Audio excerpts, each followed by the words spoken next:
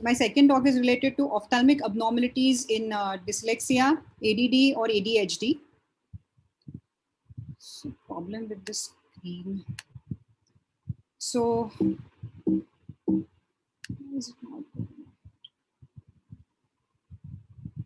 So dyslexia, or specifically a reading disorder, is a neurodevelopmental disorder in 5 to 15% of school-going children with functional disruption in neural systems. It is a genetically inherited disorder. They have intact learning and vision and conventional schooling. Persistent difficulties are there in learning to read efficiently despite normal intelligence. They have a habit of skipping lines while reading aloud, making repeated spelling mistakes. The common ocular manifestations are refractive errors, strabismus, which is more common, are exodeviations, and amblyopia.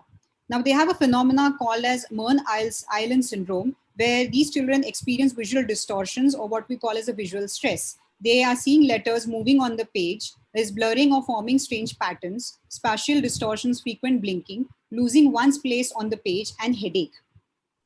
Now, as per the study by Creatin et al., they had found and reported certain findings between dyslexia and ocular manifestations. And according to them, the most prominent features were they had poor stereo acuity and poor sensory near vision with convergence insufficiency and poor accommodation. And 80% of these dyslexic children had normal ophthalmic function in each of the tests employed. So the visual acuity was less affected in 80% of these children, although refractive errors is one of the prominent features. A convergence, the type of exodeviation which was more prominently seen was the convergence type of exodeviation with a low accommodative convergence to accommodative ratio. So as per the study done by Prado et al., the visual attention span in these children was less and it was reduced. So visual attention span is the amount of distinct visual elements processed in parallel in multi-element array. Attention deficit hyperactivity disorder, which is synonymous with attention deficit disorder, the only difference being the hyperactivity. It is a type of neurodevelopmental and impulsive behavioral disorder, which is seen in 5 to 15% of school-going children. There is functional disruption in neural systems. It is genetically inherited. Again, refractive errors, strabismus, exodeviations are more common with convergence insufficiency. And there is a tendency of penetrating eye injuries in these children because of attention behavior. They want to grab attention of people. In attention deficit disorder, there is no type of hyperactivity at all. It is another type of inattentive type of ADHD. ADHD has three types: primarily inattentive, primarily hyperactive, and both combined. So there is a difference between a typical brain and an ADHD brain. An ADHD brain is hyperactive, engaging, unorganized, confusing, creative, restless, compared to the neurotypical brain. So the ocular findings in patients with attention deficit and hyperactivity is that the contrast sensitivity levels and the nasal quadrant retinal nerve fiber layer thickness were lower as per this study. Hence, whenever these patients are given vision therapy for any purpose or whenever they are using any form of toys, we have to make sure that the tools that they are using have more of contrast.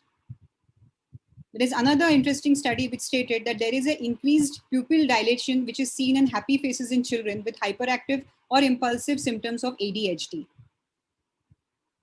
Visual fields, Martin et al. Showed that there is a better visual acuity and visual field outcome with stimulants. So children with ADHD are treated with certain drugs like Adderall, and they showed a better outcome in their visual acuity and visual field with the medications. The fundus appearance in these children showed small disc to rim development, disturbed development because of disturbed neurovascular tissue development. There is a strong association between ADHD and dry eye. So Adderall and Ritalin have been known to cause dry eye. So whenever we have children being referred to us for ADHD, we need to do a dry eye evaluation. We need to ask the duration, how long they have been on these drugs, because there is a tendency of development of dry eye on a long-term basis.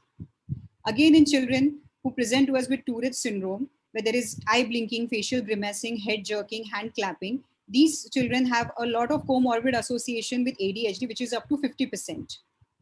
So the pearls are that it is where refractive errors are most commonly seen in these children. Hence, correct glass prescription and strabismus correction helps with the behavioral disorders and dyslexia, making them more quieter and more attentive. Penetrative eye injuries are seen in 1 out of 2 children with behavioral disorders. Hence, these children need to be watched out and treated accordingly and with the specialist as required. Children with vision problems can be wrongly diagnosed as ADHD and can invite medico-legal troubles. Hence, one has to be very, very careful. The principles for vision therapy are for improving focusing, for giving the vision therapy are to improve the focusing, tracking, depth perception, and eye-hand coordination. Although they are not of much use, but they can be tried. Toys and tools with high contrast should be given in children with ADHD and ADD, and visual fields and fundus picture and OCT of the macula and retinal nerve fiber layer and dry eye evaluation should be considered for children of ADHD and ADD. Thank you.